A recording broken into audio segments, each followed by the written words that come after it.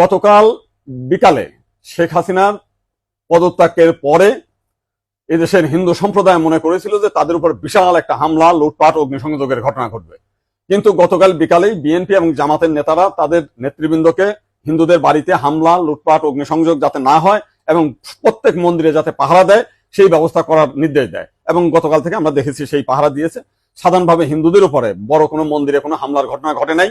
কিছু আওয়ামী লীগের হিন্দু নেতা আছে যারা বিভিন্ন সময় লম্পঝম্প করেছিল, তাদের বাড়িতে, শুধু হিন্দু বাড়ি না, মুসলিম আওয়ামী লীগ নেতাদের বাড়িতে হামলা হয়েছে, লুটপাট হয়েছে এবং সামান্য কিছু সুযোগ সন্ধানী এলাকা ভিত্তিক তারা কিছু সামান্য মন্দিরে হামলা করেছে, সেটা ব্যাপক বিষয় না।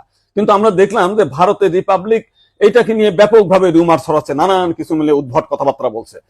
এবং আজকে দেখলাম শেখ হাসিনার নিয়ে তারা কাহিনী তৈরি করছে, বঙ্গবন্ধুর স্ট্যাচু মানে ভাঙছে, সেটা নিয়ে তারা খুব দুঃখে সাগরে ভাসছে।